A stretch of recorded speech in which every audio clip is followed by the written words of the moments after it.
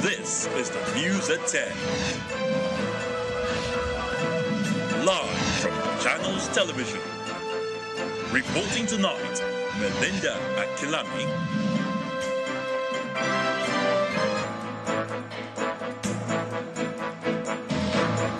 Hello and welcome. Tonight, at least 7 people killed after suspected terrorists attacked a mosque in a community in Ikara local government area of Kaduna State. All Progressives Brand Alliance kicks off campaign ahead of the November governorship election in Imo State. Party's flag bearer vows to make the state business friendly. Expect no refund for money spent on federal roads for now. Minister of Works David Umahi tells state governments as he continues his tour of the southwest region. And dozens of people injured during clash between Eritrean asylum seekers and Israeli police in Tel Aviv. And on Business News tonight, the Nigerian Exchange Limited, the NGX emerged as second best performing market in Africa after hitting a 15-year high.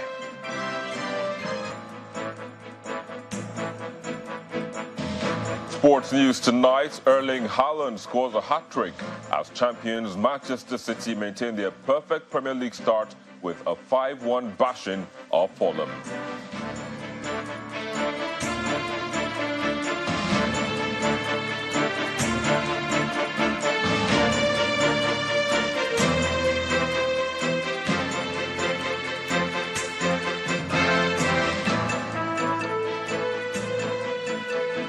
Security is top on the news today, from the deadly attack on a mosque in Kaduna to the case of kidnapping in a community in the FCT and promises of intensified efforts to check insecurity. Now let's begin in Kaduna, where at least 7 people have been killed following an attack by bandits at Sayasaya community in Ikara local government area of the state.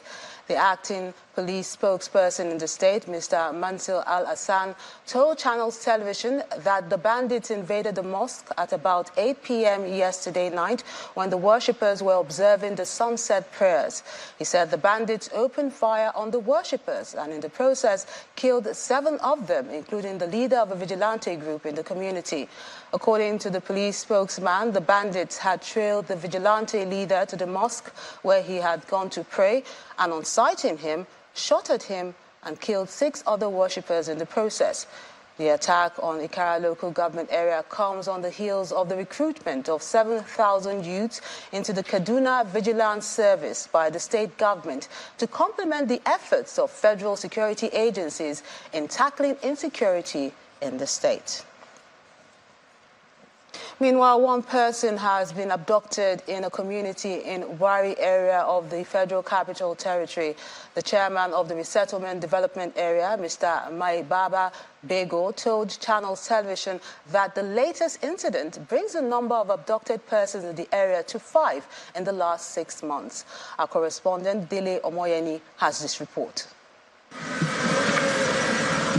Kuchiko community in Buari Area Council of the Federal Capital Territory is the latest to report abductions by suspected bandits. This is the situation with the FCT border with Niger State, and residents of the area recall the incidents which happened in the early hours of Saturday morning. They didn't stay long. After about a week or so, 3 weeks, they left the place. You can see it's empty. So, you see, once there is no presence of security personnel, the place becomes even more porous. And then the people are emboldened to come back again. I will have it on record that in the past 6 months, more than 1 year or so, more than 5 persons have been kidnapped successfully in these estates. And we have been crying to the high heavens that the government should come to our aid. We have written letters, we have written memos, we have gone to all kind of media outfits to report our pain. But it seems the government is not doing much. As you can see there, like the last speaker has spoken, we have put all apparatus in place to make sure that the security men are comfortable. But they don't seem to be at their best. The Abuja-Kaduna train service, which has been attacked on at least 2 occasions by bandits, runs through the community.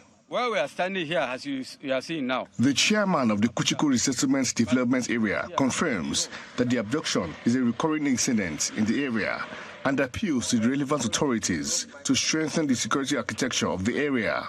The railway line that connects us with Kubwa is their route.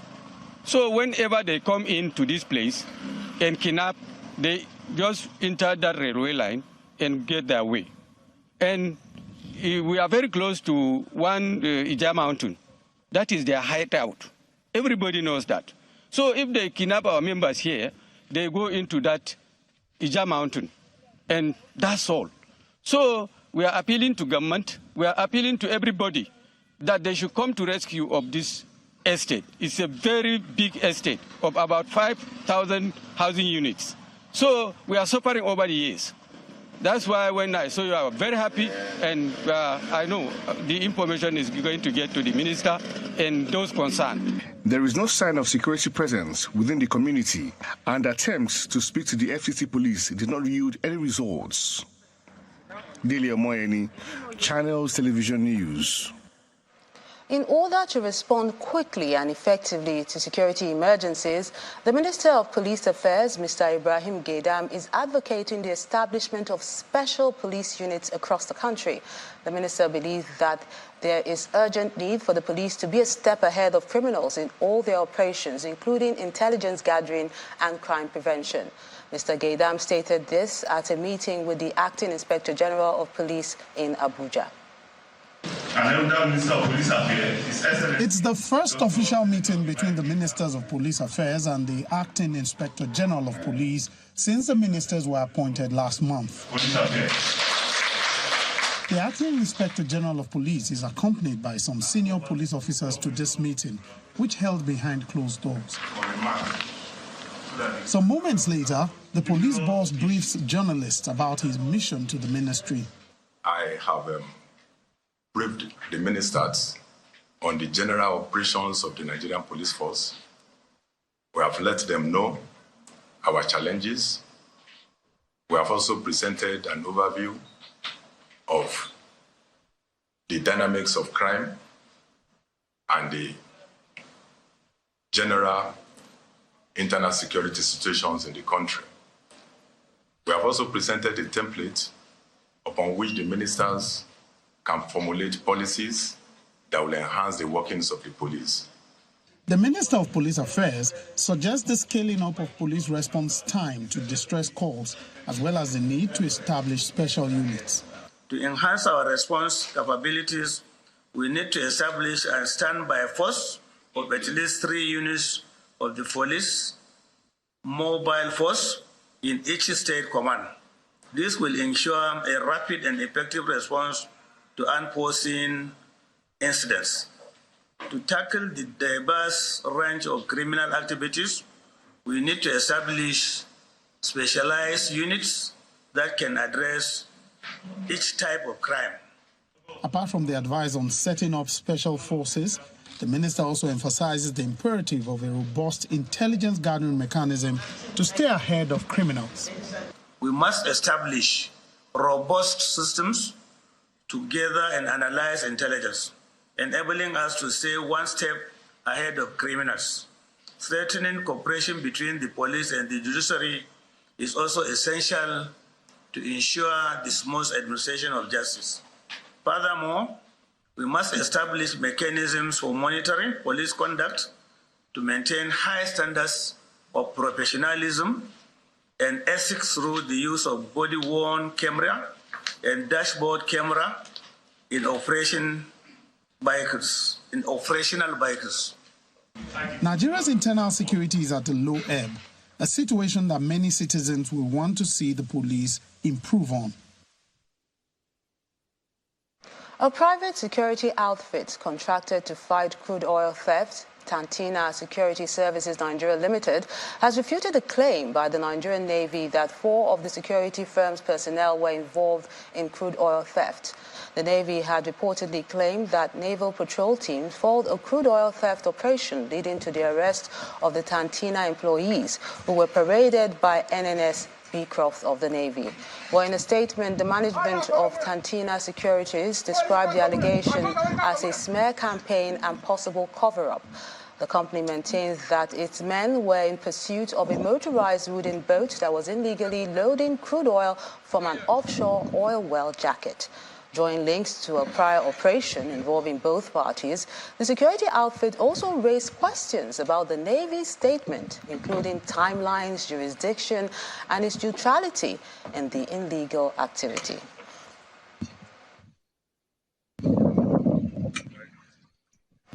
In Ogun, the State Command of the Nigerian Immigration Service has intercepted 61 suspected illegal migrants, as well as their alleged accomplices in Ibafo and Shagamu areas. Parading the suspects at the command's office along the Presidential Boulevard in the state capital, the State Controller of Immigration, Bosede Olayemisi, explained that the suspects were without valid travel documents. She maintained that they will be repatriated after due consultations with their countries. The Nigerian Immigration Service is particularly concerned about safety and security through our mandate at this austere time because of the state of the nation. So we are mindful, we are ready to work hard and harder to ensure that non-Nigerians don't come into the country and contribute to any form of insecurity. For instance, these ones, we actually got one of them that went to the passport office to obtain Nigerian passport. From there, the person is a Cameroonian. From there, we were able to, after questioning him, we were able to get the fact that some of them are located between Ibafo and Shagam area. And since then, we've been on their trail. First of all, we were able to get some Congolese within Abeokuta before now, and we have so far repatriated those ones. How many of them? Those ones were 33 in number. But this particular set, they were 33 when we first got them about four days ago, but we still got information that they were somewhere this morning. So I sent my officers to go after them. In the course of arresting them, we had to bring the Nigerians who they are working together. And that's why we have 51 Nigerians here who are accomplices of the illicit business they are doing. Away from security matters, the president has directed the recall of all career and non-career ambassadors with immediate effect.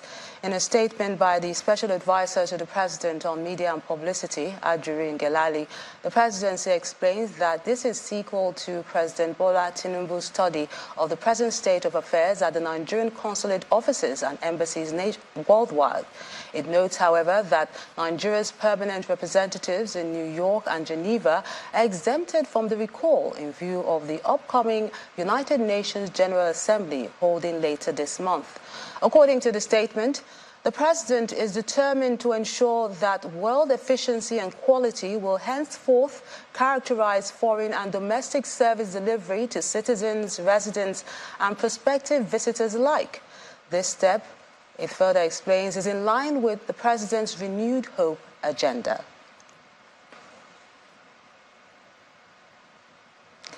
In part two, after the break, All Progressives Congress inaugurates its campaign councils in Kogi ahead of the November governorship election in the state. That's in a moment. Join us again.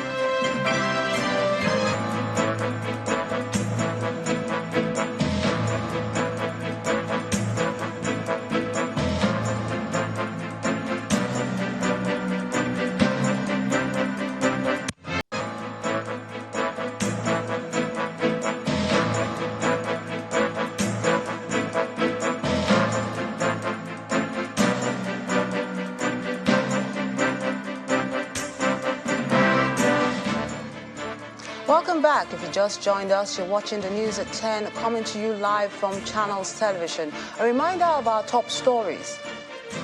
At least 7 people killed after suspected terrorists attacked a mosque in a community in Ikara local government area of Kaduna State. All Progressives Grand Alliance kicks off its campaign ahead of the November governorship election in Imo State. Party's flag bearer vows to make the state business friendly. Expect no refund for money spent on federal roads for now. Minister of Works David Umahi tells state governments as he continues his tour of the southwest region. And dozens of people injured during clashes between Eritrean asylum seekers and Israeli police in Tel Aviv.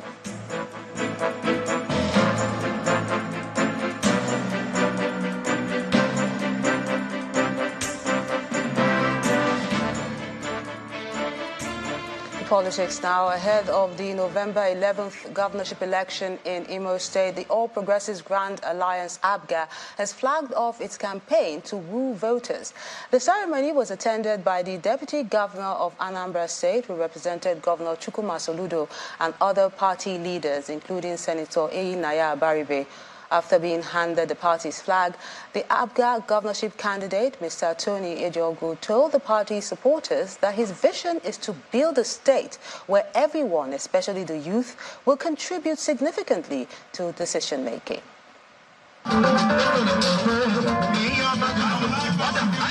Party members and supporters of the All Progressives Grand Alliance gather at the All Saints Anglican Cathedral Field in Egbu community, Owerri North local government area in Imo State, to show solidarity with the governor's candidate of the party, Mr. Tony Ejogu, as he flags off his campaign ahead of the November 11 governorship election in the state.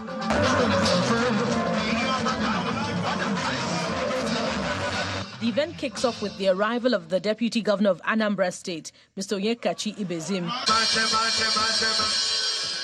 One after the other, party leaders drum up support for their candidate. We can also remember, Your Excellency, from Ministry of Don't Forget, that on the flag of Anambra State governorship campaign, this very Imo State, we rose up and gave a very great support.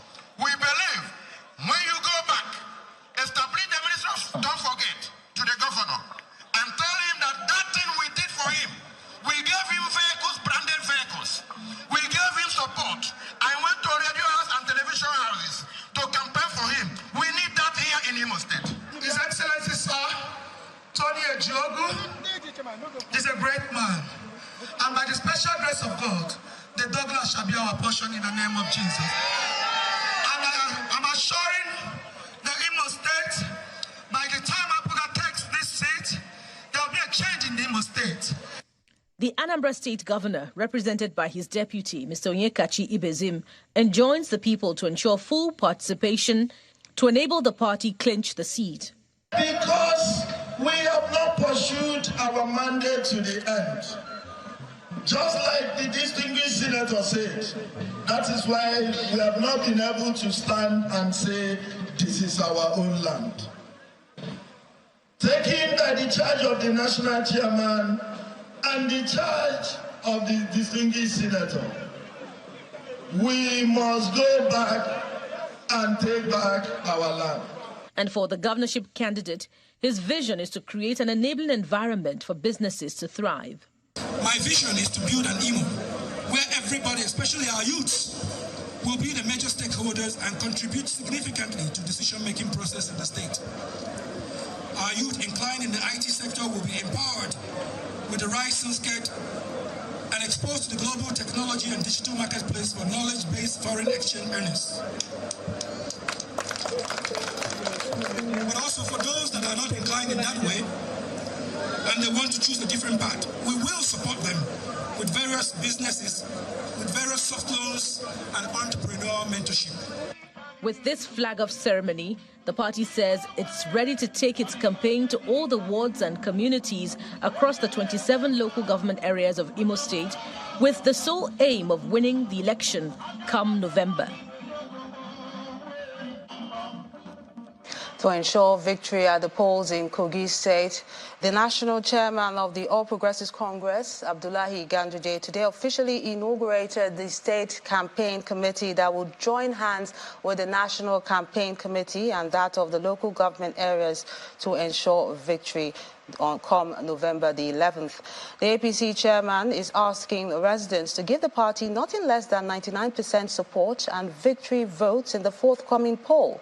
The former governor made this appeal today while addressing party members and supporters at the official inauguration of the party's campaign councils in Lokoja, the Kogi state capital. Some of the governors in attendance include Governor Dapo Abiodun of Ogun State, Governor Babajide Sanwo-Olu of Lagos, Governor Abdurrahman Abdulrazak of Kwara State, as well as other dignitaries. Alhaji Ganduje says that Kogi is a traditional APC state, so he believes that the people will come all out to cast their votes solely for the APC. In Edo State, election has been conducted in all 18 local government areas, with some of the main opposition parties expressing their dissatisfaction with the conduct of the exercise. They are claiming that the results of the council poll has been manipulated. But the governor of Edo State, Godwin Obaseki, thinks otherwise. He says the Edo State Independent Electoral Commission has given a good account of itself. It's election day in Edo State. All the 192 wards are expected to be busy with the local government council polls. As of 9 a.m., when voting was meant to have started, most of the polling units across Oedo, Ego, and Ikubaka local government areas have a similar story. No sign of EDSEC officials. Eventually, the EDSEC officials arrived to conduct the voting exercise. But one of the contestants in the local government election from the Labour Party is adamant that the polls have been compromised. There was no election in Edo. What we've seen throughout the various local governments and wards is intimidations, halting of materials. And as I'm talking to you, I've not been able to cast my vote in my ward as a candidate because as I'm speaking to you, materials have not got into my ward. And by the EDSEC guideline, the election was supposed to end by 3 p.m. today. And if by now I have not even gotten material in my ward, I don't know how I'm supposed to cast my vote. The All Progressives Congress, APC, also have their own complaints. A former publicity secretary of the APC who monitors the polls from his state capital spoke to us in a phone interview. A lot of loopholes have been created for abuse in the process. Until actual local government autonomy is achieved, it will be difficult, if not impossible, to actually conduct a free and fair and credible election at local government level. Because the majority of governors see local governments almost like an appendage of the governor's office. And because of that, there's always a proclivity to control the process of local government elections at state levels. And the ongoing election has not been any different. However, it's a seamless exercise for Governor Godwin Obaseki at the polling unit in Ward 4, Oedo local government area. Mr. Obaseki is full of praise for the local government election arbiter. It may not have been perfect, but I think largely, from what I have seen here, I think EDSEC must have done quite some great job. I'll expect that you'll find some opposition here, but don't forget that PDP went full out and did a full campaign, and I can't recall seeing any other political party do the same. So I don't know the level of mobilization of other parties, but I know that PDP fully mobilized in most of the states. The attention now shifts from the polling units to the Edo State Independent Electoral Commission, EDSEC, who have the final say on the outcome of the 2023 local government elections. Meanwhile, there's a new twist between the feud between the Edo State Governor Godwin Obaseki and his deputy, Mr. Philip Shuaibu, as the state government has relocated his office on number 7 Dennis Osadebe Avenue, close to the government house. The State Commissioner for Information, who confirmed the development to Channels Television, says the Deputy Governor's new office is still within areas designated as Government House, as the building is owned by the state government. The new Deputy Governor's office was previously used by the State Public Procurement Office, commissioned by former Governor of the state, Adams Oshomole. A close source to the Deputy Governor had earlier told Channels Television that the Deputy Governor's office had not been notified about the relocation by the state government. This development is coming after Mr. Shuaibu staged a walkout at an event organized by the state government after his aides were forced out of the hall. From politics to infrastructure, state governments seeking repayment for money spent on federal roads in their areas may have to wait a little longer. This is because the federal government says it's not feasible at the moment.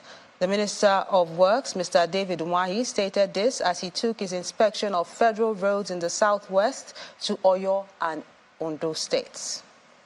The Minister of Works, Dave Umahi, and his entourage are received by Governor Seyi Makinde at his Agodi office in Ibadan. Governor Makinde notes that some of the federal government roads in the state had to be fixed because they connect with ongoing projects of the state. From Ibadan to Ilesha to Ife Road. When we came in, that road is also leading towards our airport.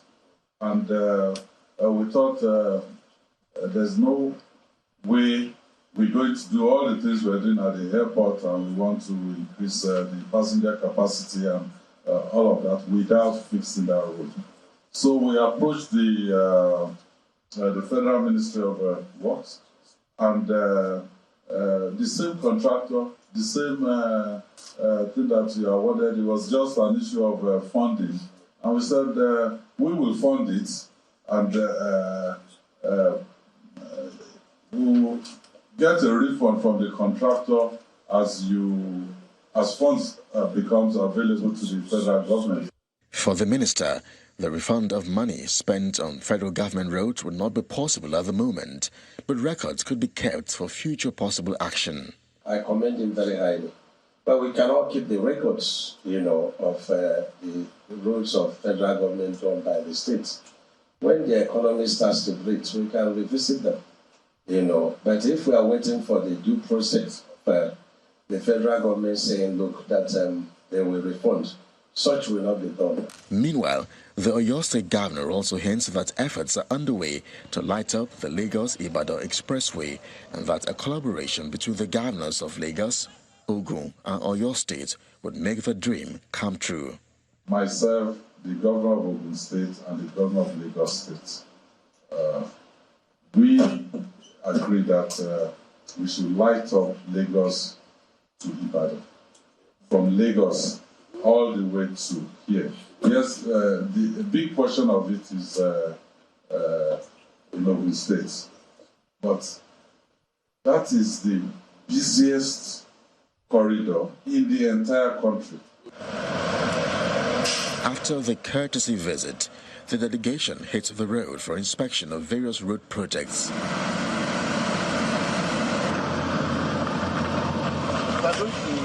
The minister evaluates both the 43.15-kilometer Ibadan-Oyo Expressway and the 52-kilometer Oyo to Ogbomosho Highway projects. He also announces the introduction of concrete pavement technology, expressing confidence that this innovation would significantly extend the road's lifespan. As he leaves Ibadan, the minister heads for Ondo to inspect the federal roads under reconstruction. He's received in Akure by the site engineers handling the project. But before proceeding to the project site, Engineer Umahi visits the office of the governor of Ondo State, Rotimi Akeredolu. He appeals to the state government to get involved in the inspection of the project. Now, my position when there is dualization of roads is to start the existing roads. If the two are existing, we start one, complete it, make life easy and cheap for people. And it's up to all of us to be part of the supervision. Most of them are outside the country, so the job is ours. But while construction is going on, it is our job to ensure that quality job is being done. The acting governor, Lucky Ayedatiwa, expresses delight in the project. We are particularly delighted at your coming to this state, as the state has not really witnessed substantial federal presence over the past few years. particularly in the areas of road infrastructure.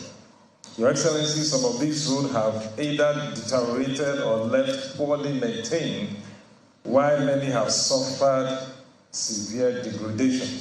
The 50-kilometer Akure-Ado-Ekiti dual carriage road was awarded to 2 contractors in April 2023. It is valued at over 95 billion naira and was flagged off by the immediate works, Mr. Babatunde Fashola. The project is funded by the NNPCL under the Federal Road Infrastructure Tax Credit Scheme and is expected to be completed in 24 months. But as the minister's 2-day working tour comes to an end, residents in Oyo and Ondo states will be hoping that the roads inspected will be completed in no time to ease the burden in both areas.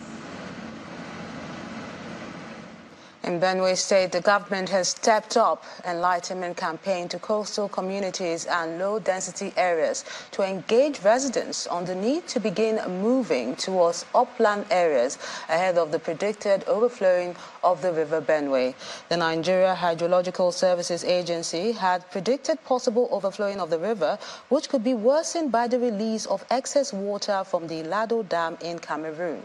The Commissioner for Water Resources, Environment and Climate Change, Mr. Odo Ugu, who led the team, explains that residents must take up responsibility for their safety.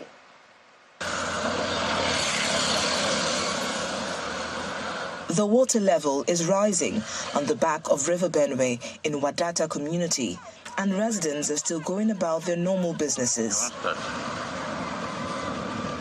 The new River Benue bridge is also witnessing the rise in water level, moving into tributaries leading into parts of Makurdi, the state capital. The State Commissioner for Water Resources, Environment and Climate Change is leading directors and management staff of relevant agencies to inspect the situation and the level of flood threat. We'll go around to check it out and see how we'll clear the drainages and make the water flow properly. And we'll try our best by creating awareness through radio, going around, make sure we go around the waterways to talk to people that are sitting, people that are living along the waterways to evacuate. There's still more time for people to now relocate. People who are by the river banks, there's time now for you to relocate and go to a safe area. Okay. And we're working on actually sensitizing people through radio programs, just making general announcements for people to be aware and understand the seriousness of what is coming ahead. The community leaders are also making some suggestions on how to address the yearly flood disaster. We know this is where they burn also. And we cannot, where we are going to move go by now. So if water comes, we used to move, go front, go back. The road. Yeah.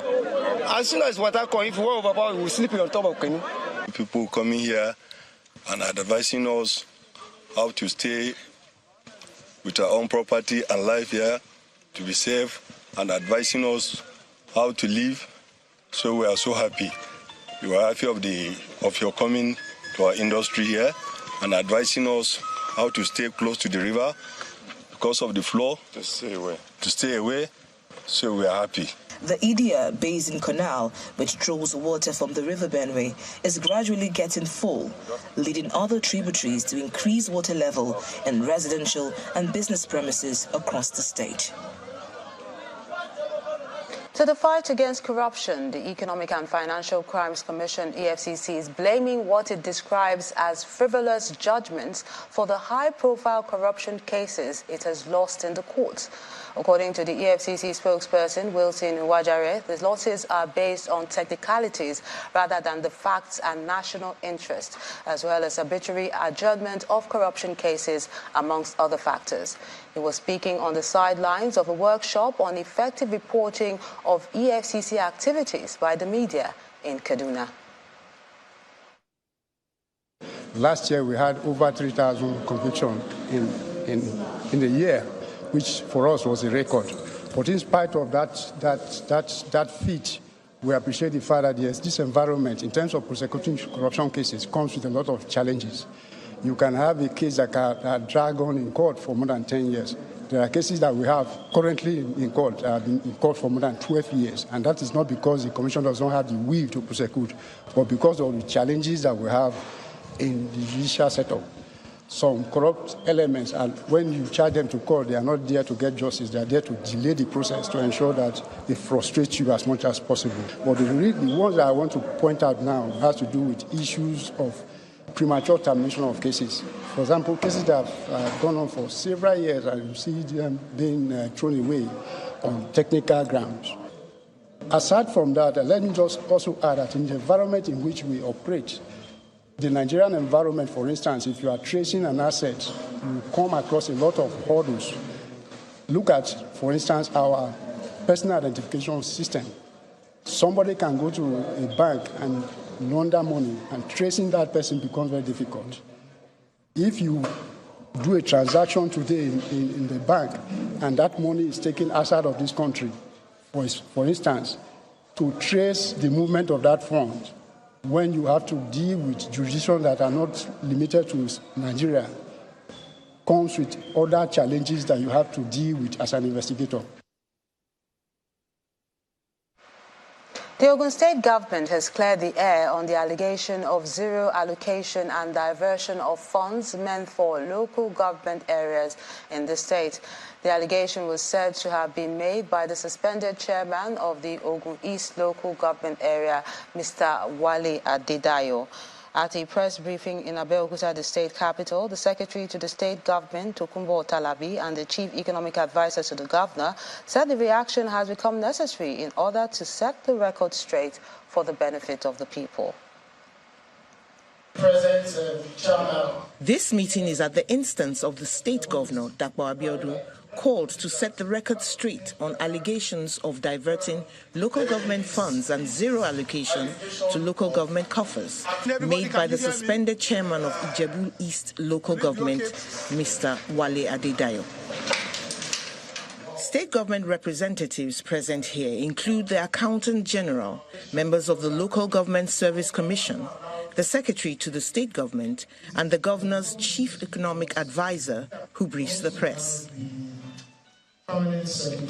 While stating the Ogun State government's position on the matter, Mr. Dapo Okubadejo provides a breakdown of allocations from 2019 to date. He adds that the state government has augmented local government accounts from their first-line charge. As at July, just from 2019 to 2023 July, you would see that there's a deficit of 13,591,122,446 naira 49 kobo. What is important to note is that when there is now an issue of zero allocation being distributed, then I think everybody should now be much more enlightened to know. He denies any interference with local government accounts, which he says are being managed independently from the state government accounting system. Now, the process is that the Joint Account Allocation Committee account is a completely separate account from the state government accounting process.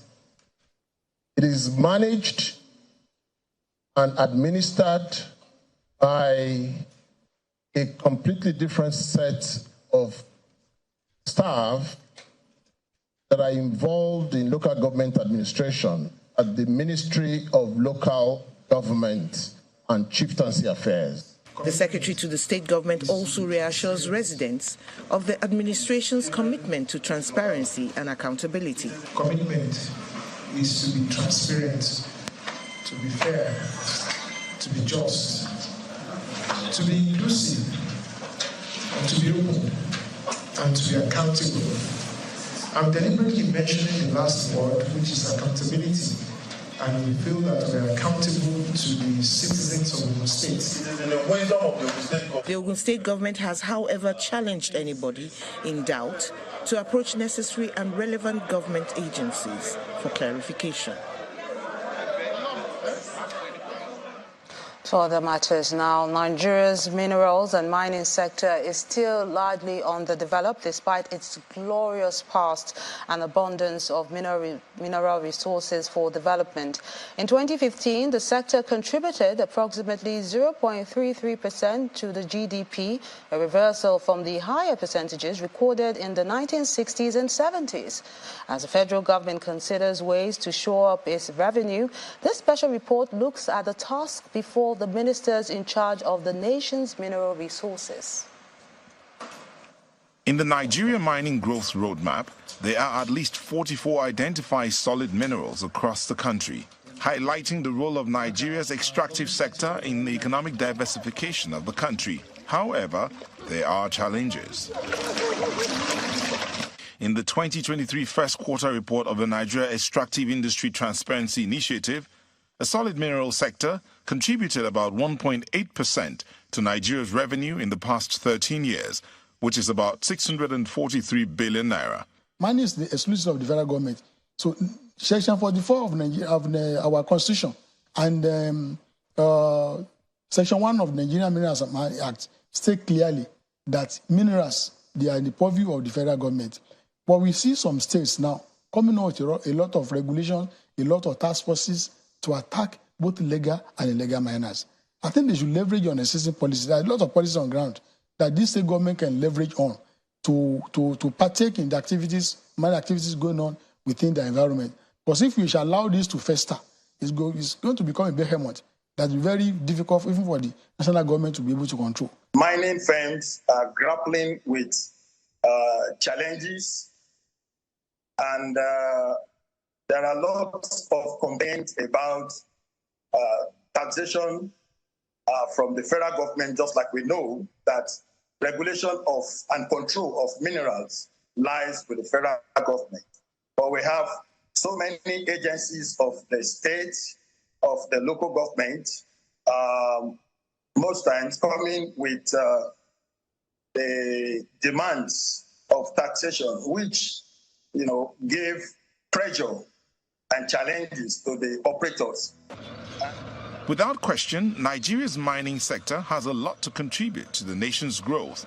However, there are a range of important challenges. Experts believe the ministers have their task cut out for them. We are advising government. The government should focus the leaseholders, the small-scale mining leaseholders, the quarry leaseholders, the mining leaseholders themselves. The government focus them and pay more attention to development of to empower these leaseholders so that they can absorb most of these people that are called legal miners into our workforce. Do what I call the aggressive mineral research development. Aggressive mineral research development. Like I said, there are still abundant minerals that have not been developed. We have well above 44 minerals in the country. So, and in doing this aggressive mineral research development, he can create an interface between the academia and the industry, and also the research institute. These three dimensions is very, very key. President Bola Tinubu seems committed to prioritizing the development of mineral resources in the country by splitting the former Ministry of Mines and Steel Development. The president appointed Mr. Dele Alake as Minister of Solid Minerals Development, while Prince Shaibu Audu is the Minister of Steel Development. The Ministry of Steel Development is expected to focus mainly on the nation's steel sector, including the Ajokuta Steel Complex, while the Ministry of Solid Minerals Development will oversight the solid minerals sector. The task ahead is not lost on the Minister of Solid Minerals as he commits to exploring the potentials in the sector. Rather than what obtained in the past, where people were just frittering away these very critical resources, minerals, solid minerals. The oil is liquid mineral. The solid minerals are embedded in the ground. You have all types of mineral resources in this country, and this country has no reason to be broke at all. So the idea is to bring somebody with passion, with knowledge, with vision, with courage, with a sense of responsibility. And somebody, again, like I said, that the president has implicit trust in. And so here I am. Mining experts believe the exploration of solid minerals in Nigeria can contribute about 60% to the nation's revenue. They appeal to the federal government to give maximum attention to the sector in order to move the nation away from a monoproduct economy. Time to find out what's happening in the world of business. Laddie Williams has details.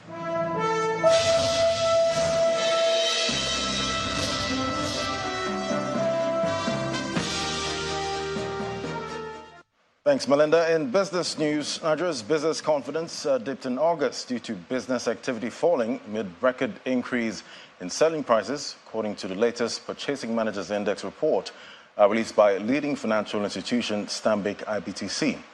The reading, which fell to 50.2 last month, marked a decline from 51.7 points in July, but remained marginally above the 50-point threshold, which is the lowest in the current 5-month sequence of improving business conditions. The record rises in overall input costs and output prices and marginal expansion in new orders, while inflationary pressures remained key hindrance to businesses. At the same time, rising transportation costs caused supplier delivery delays, while there was also reports of currency weakness adding to inflationary pressures. Stanbic IBTC's survey further shows August saw only a marginal increase in new business. Meanwhile, new business from abroad increased for the second successive month in August, though modest. And over the past 3 months, the Nigerian Exchange Limited is reported to be the second best performing stock market in Africa. An official statement released by NGX and corroborated by data from African markets, a leading platform monitoring exchange performance across the continent. The Ghana Stock Exchange claimed the top spot with a remarkable 22.84% gain. The NGX follows closely in second place, having achieved an impressive 19.33% increase, while the Malawi Stock Exchange secures the third position with a solid 15.79% rise. Despite mounting concerns surrounding skyrocketing inflation, interest rate hikes, and fragile macroeconomic indicators, investors continue to exhibit unwavering confidence in Nigeria's stock market. Meanwhile, in the trading week ended Friday, September 1st, Nigeria's equities market rose by 3% as investors bought banking, consumer goods, and oil and gas stocks. And now, in the latest market updates, there was a significant surge in trading activity as a total turnover of 2.866 billion shares, valued at 37 billion naira, changed hands in 33,000 deals. To the sectoral performance, banking closed the week up 5.11%. Consumer goods at 7.58%, while industrial goods was up 1.98% and insurance added 0.80%. And earlier today, I spoke with a stockbroker and capital market on what to expect for listed equities in the month of September, and this is what he had to say. Coming into September, right, there are a lot of things that investors will probably have to be looking out for. But in general, we expect that the market is going to slightly decline, right? This largely because we know what we've seen how August ended with the market off roughly 31% year to date, 3.4% on a month-on-month basis. But we know that lots of stocks did phenomenally well. We saw because of the announcement of the merger between Dangote Sugar, NASCON, and the rice business, right? Dangote Sugar went up roughly about 104%. NASCON did close to 55%. So coming into September, we might see a little bit of profit-taking activity. But in general, we see opportunities, especially around banking stocks. We know that the telecom sector has proven to be resilient, even though companies like MTN experienced a slight decline in profitability for at least for H1. But we believe that from September alone, there's still a little bit of chances to, make a little bit of profitable trades that could play out and help to secure companies, even individual investors, at least for their expectations for the remaining part of this month and for the rest of the year. And that's how your money performed this week. Is back to Melinda with the rest of the news at 10.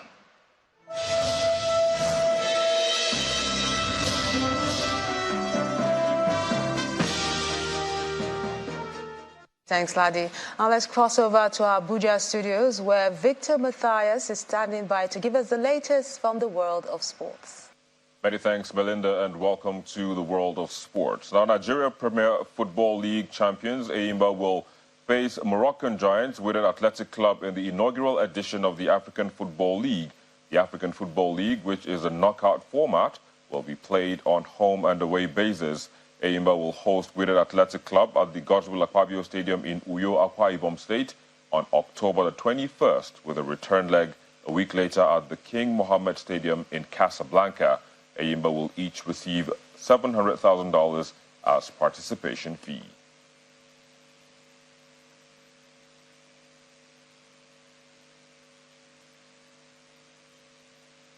In the English Premier League, Erling Haaland scored a hat-trick as champions Manchester City kept their perfect record with an emphatic win over Fulham.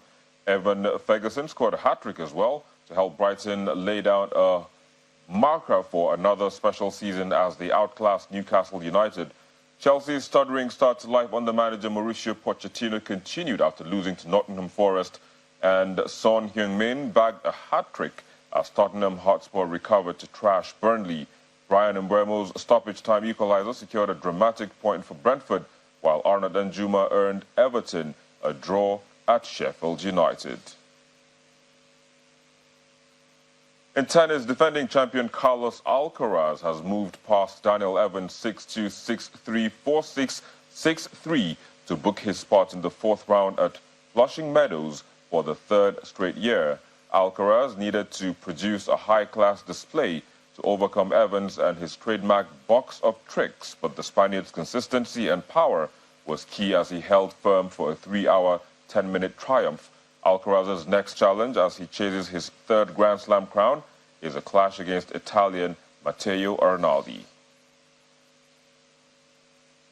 And Serbia's Novak Djokovic has scored a memorable comeback against Laszlo Djere to keep his hopes alive for a record-extending 24th major title. Djokovic recovered from 2 sets to love down for the 8th time in his career, clawing past his countryman 4-6, 4-6, 6-1, 6-1, 6-3 after 3 hours 45 minutes. Once again, it was a 36-year-old, 23-time Grand Slam singles champion's near-superhuman composure under pressure that came to the rescue. He will next meet Croatian qualifier Borna Gojo for a place in the quarterfinals.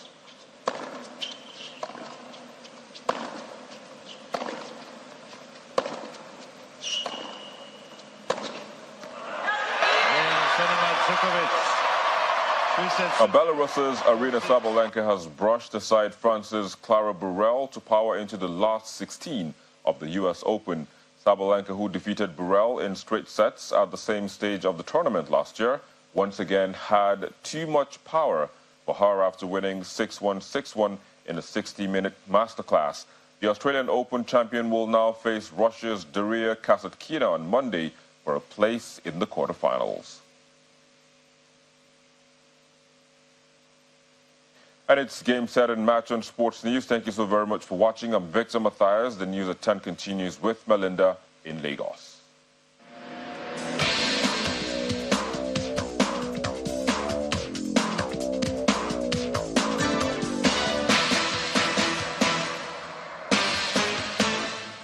Many thanks, Victor.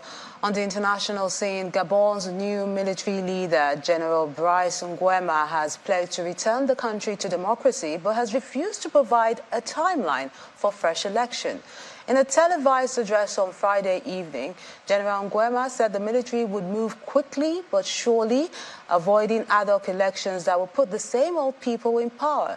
But Gabon's opposition coalition is skeptical about this promise, saying the junta is showing no signs of handing power back to a civilian government.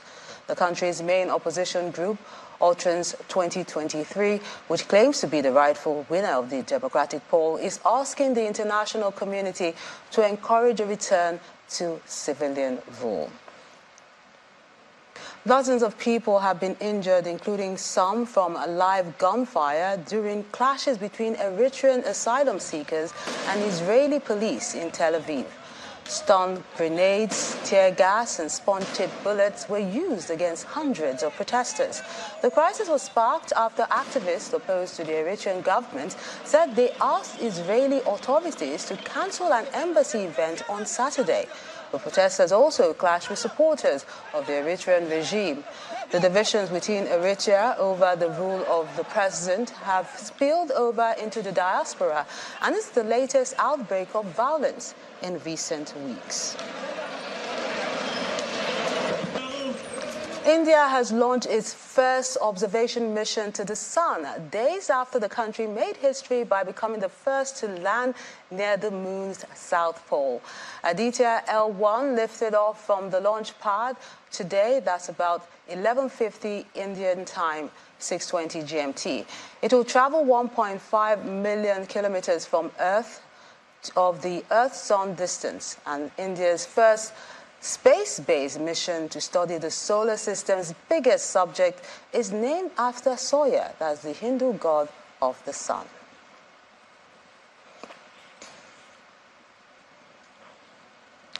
And the main news again.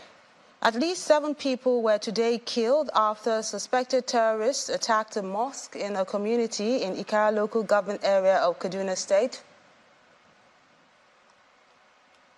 And the All Progressives Grand Alliance has kicked off its campaign ahead of the November governorship election in Imo State. The party's flag bearer vowed to make the state business-friendly.